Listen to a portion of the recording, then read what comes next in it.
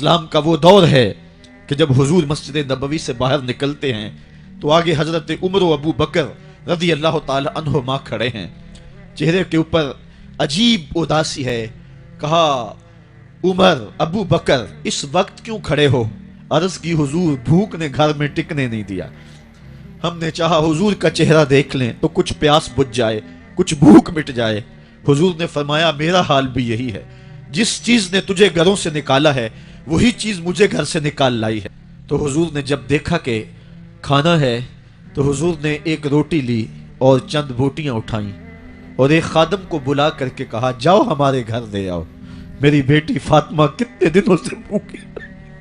ہمیں تو وہ کہانی بھی اسلام کی غربت کی یاد آتی ہے کہ جب احد کے اندر 70 شہیدوں کے لاشیں پڑے ہوئے ہیں تو حضرت صفیہ حضور کی پھپھی اپنے بھائی حمزہ کے لیے 2 چادریں لے کر کے کفن کی آتی ہے.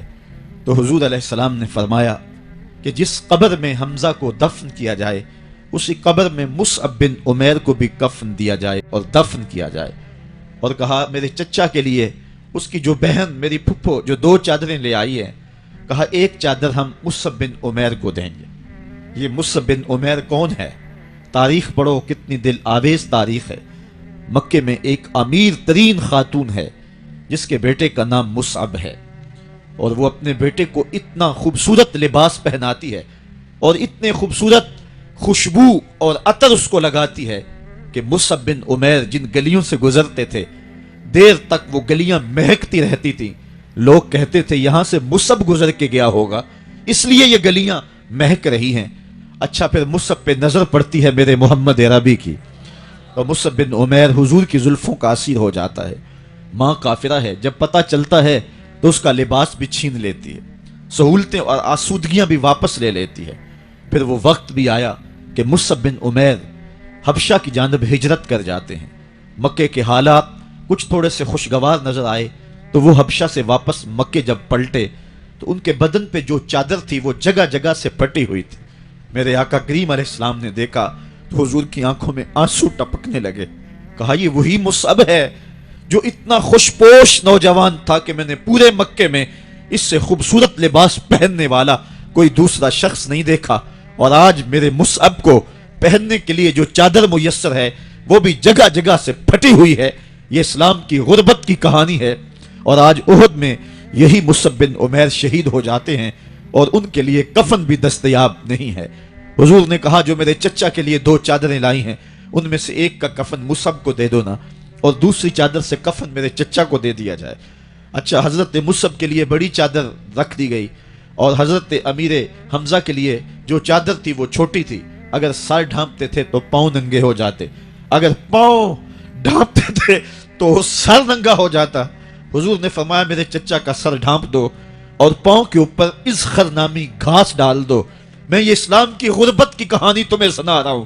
جب میرے رسول کے چچا کے لیے پورے کفن کا ٹکڑا بھی دستیاب نہیں تھا، اسلام اس وقت بھی عزت پا گیا تھا، اسلام اس وقت بھی ذلیل نہیں تھا، اسلام اس وقت بھی سربلند تھا، اور اسلام اس وقت بھی عزتوں کی مسند پہ تھا.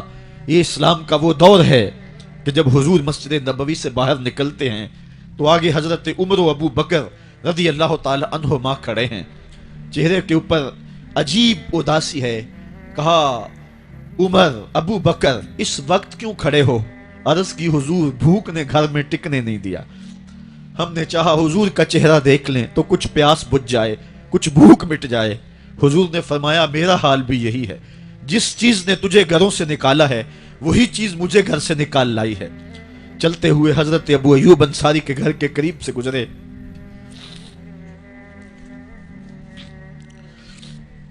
حضور کی خوشبو پا کے وہ باہر آ گئے.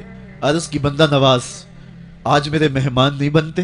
حضور نے کہا تمہاری مرضی. گھر لے گئے، چٹائی بچھائی، حضور کو بٹھایا، گھر والوں کو بکری کا بچہ ذبح کر کے دیا. کہا جلدی جلدی کھانا تیار کرو، میرے آقا کو بھوک لگی ہوگی.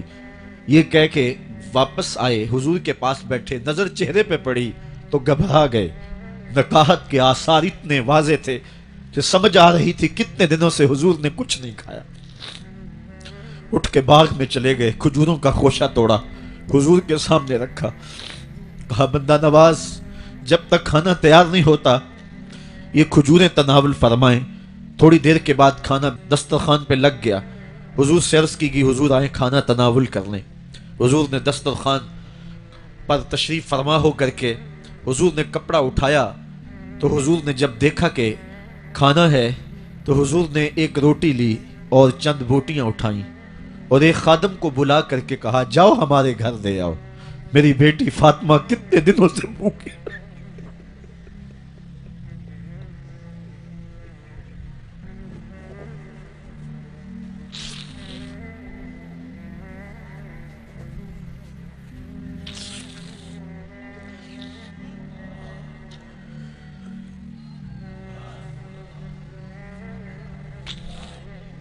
کہا جاؤ ہمارے گھر دے آؤ، میری فاطمہ کتنے دنوں سے بھوکی بیٹھی ہوئی ہے۔ مال کے کونین ہیں گو پاس کچھ رکھتے نہیں، دو جہاں کی نعمتیں ہیں ان کے خالی ہاتھ میں۔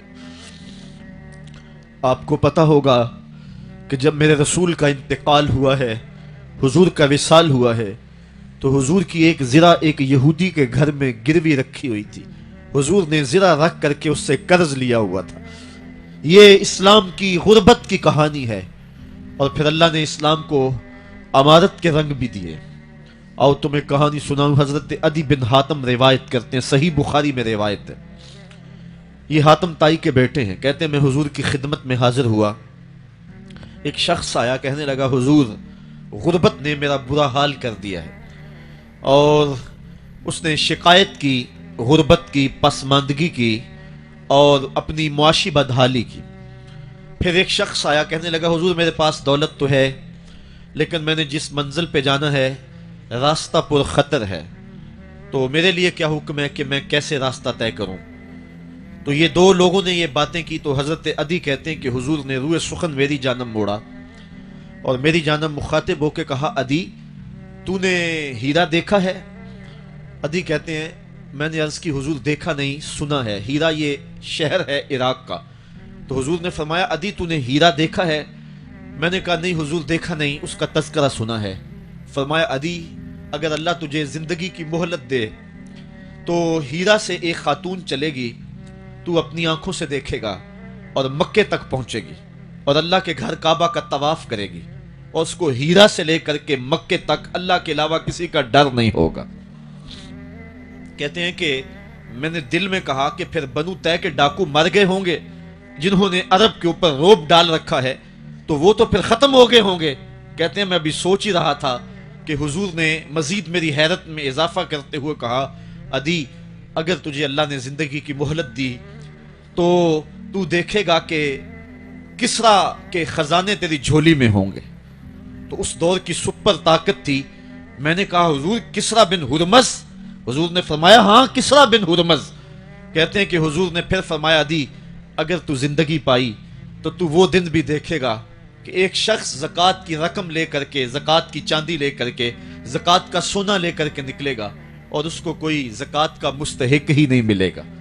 حضرت عدی بن حاتم کہتے ہیں کہ پھر میں نے وہ منظر اپنی آنکھوں سے دیکھا کہ ہیرا سے خاتون چلی اور مکے تک پہنچی، اور امن ایسا تھا کہ اس کو اللہ کے علاوہ کسی کا ڈر نہیں تھا۔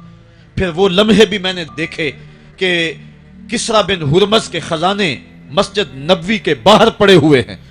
تو کہتے ہیں تیسری چیز میں دیکھ نہ سکا، اور میں نے لوگوں کو کہا کہ یہ میں تو نہیں دیکھ سکا، میری شاید زندگی وفا نہ کرے، اور اگر تمہاری زندگی وفا کرے تو تم دیکھنا میرے آقا نے جو فرمایا تھا، دو باتیں تو پوری ہو گئی ہیں اور تیسری بات تم دیکھ لو گے۔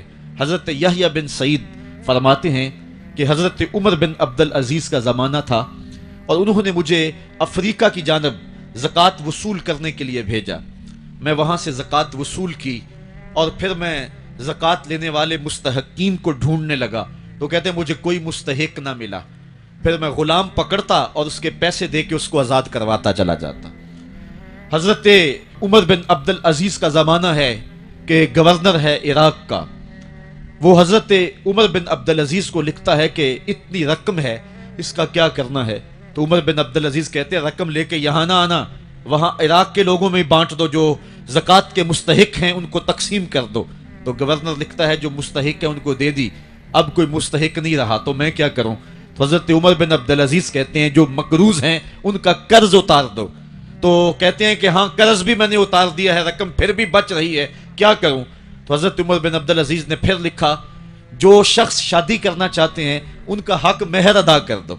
میں نے کہا کہ وہ بھی کر دیا ہے، رقم پھر بھی بچ گئی، اب کیا کروں؟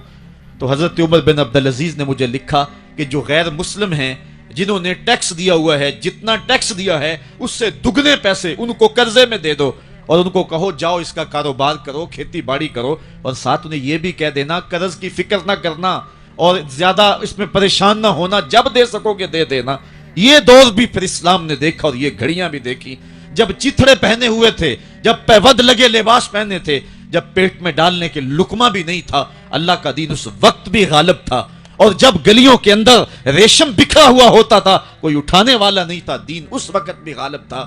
دین کا غالب ہونا یا نہ ہونا، اس کا تعلق جو ہے وہ مال و دولت سے نہیں ہے۔ اقبال کہتا ہے کہ زوال بندہ مومن کا بے زری سے نہیں، مومن کا زوال بے زری سے نہیں ہے، بلکہ اس کا سبب کوئی اور ہے۔ وہ سبب ڈھونڈنا ہے کہ ہم دنیا میں رسوا ہو کے کیوں رہ گئے، ہم زمانے کے سامنے تماشا کیوں بند کے رہ گئے، آج نبی کی امت پوری کائنات میں رسوا ہو کے کیوں رہ گئی، آج ہمارا تماشا دیکھا جا رہا ہے، آج بھوکے کتوں کو ہماری بیٹی اور بہنوں کے اوپر چھوڑا جا رہا ہے اور اس کا تماشا دیکھا جا رہا ہے۔ کیا ہم نے یہ دن بھی دیکھنے تھے؟ ہم نے سراغ لگانا ہے۔ دولت کی قلت اور کثرت یہ ثانوی چیزیں ہیں، ہم نے تاریخ میں دیکھا ہے، ہم کبھی مالی طور پہ کمزور تھے، رسوا نہیں ہوئے ہیں۔